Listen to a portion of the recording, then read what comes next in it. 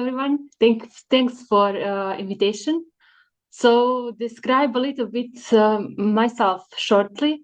So I'm Mila. I'm originally from Serbia, but currently I'm living in Munich, in Germany, and working as a senior data science in a company called Ion Innovation. I'm in this company last 6 months. Before that, I was living in studying in Poland. So my career path was a little bit changing of countries, but was like amazing experience. I'm really passionate about digital technology and combining engineering things with digitalization. I think that nowadays it's a like good topic and really interesting and new one to explore. And yeah, in my free time, you can find me drinking coffee around city or hiking around Alps or somewhere in Serbia. So depends from the occasion and weather, of course. My background is actually in mining and geology. I finished a university and faculty of mining and geology in Belgrade, in Serbia. And then after this university, after master studies, I felt like I don't have some practical experience, and I actually cannot bring some innovation into my future job.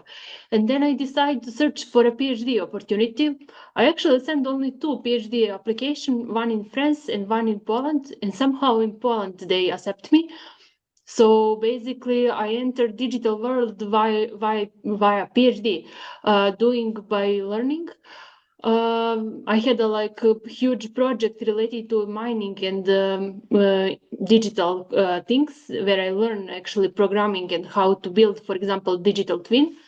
And after these studies, I found out a job in one construction company where I was firstly working as a data scientist and later on develop my career and gain more skills related to the digital technology. Yeah, sometimes I already have historical data, but sometimes I'm like receiving new data, which are typically on some cloud.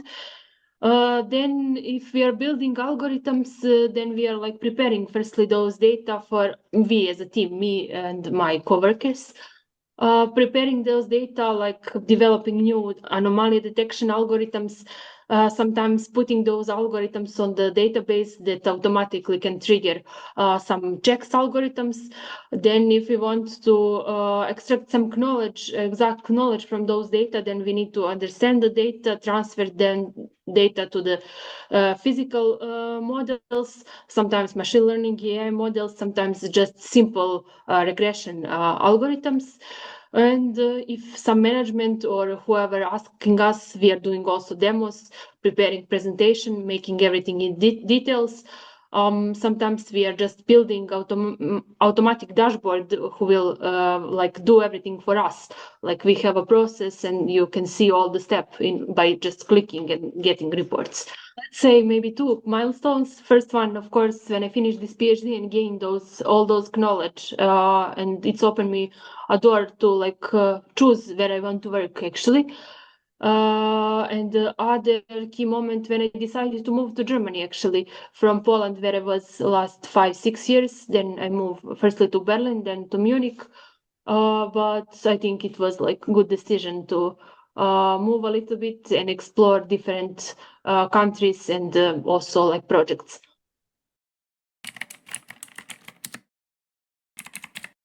Maybe project in Berlin at my previous job.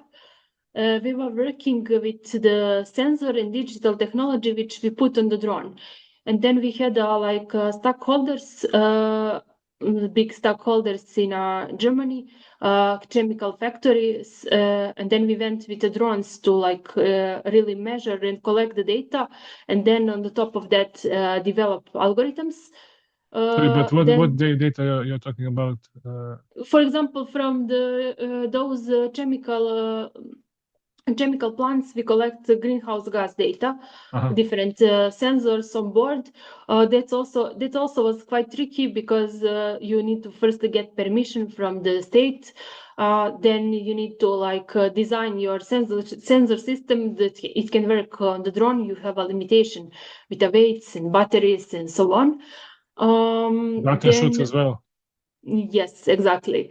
Then you go back to your office, do manually those data, firstly adjustments, making calibrations of functions, anomaly detection, then combining together data set from the different sensors from the GPS and so on, and then making those algorithms to get real knowledge.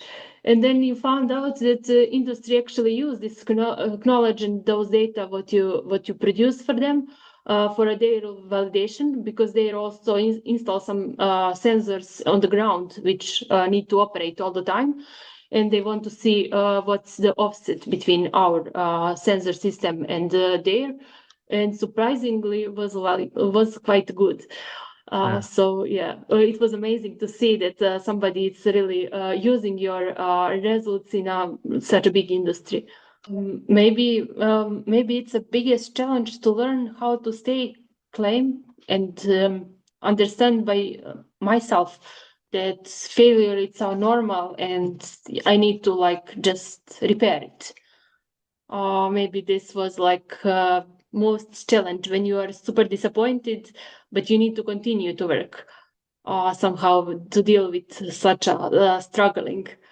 Not with technology, not with the team, but sometimes it's just not working because of different influence and different parameters, different occasions.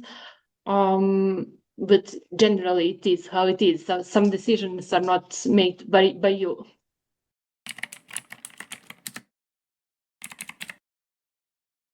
Okay, maybe let's start with PhD at the beginning, PhD project at the beginning. So for me, sensor system, when I was a student in Belgrade, was something stationary. You put it somewhere and it stays there until somebody goes and replaces.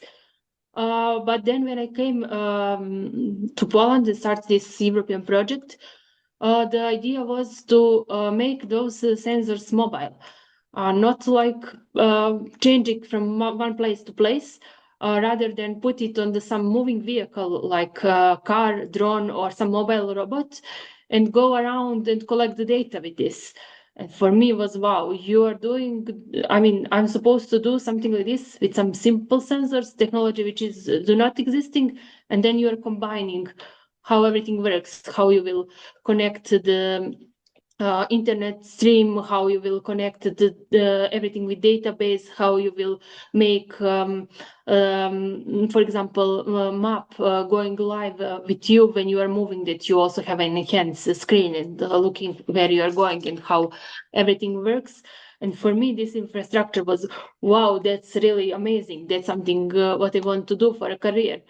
And then, yes, now after 5-6 years after this, this technology is still quite new, quite popular in my field, and still it's a lot of invention, and still it's blowing my mind when I see new robots, how they're combining with some sensors, whatever you need to measure, for example, in an industry or similarly, different user case and so on. Yeah, looks amazing.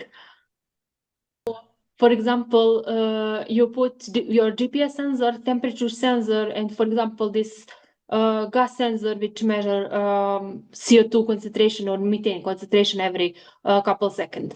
You connect them together into one platform and put them into the car. Of course, connect the inlet properly put the battery, properly connect with the some screen to follow up what's going on, and then you drive.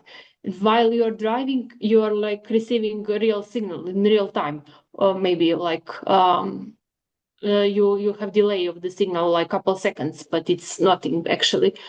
And then basically you are next to the some chimney which you need to measure, see what's going on, collect the data, and later on develop algorithms on them. And you actually see in a screen what's going on right now. So it's not that you have a delay, you need to produce a report after 2 days, after 5 months. You have it right now, what's going on exactly at the place. So for me, this technology still, it's mind-blowing. especially when they combine with nowadays those robots which are moving in indoor places. Like you have a moving vehicle on the four wheels, put it into some industry site inside, put your sensors together, connect them, and you navigate from the door, and they are going everywhere. Or even nowadays, they are like those autonomous path planning. You can put in a system where you want to go and how you want to go, and you put your robot with whatever you need, and you're collecting your data.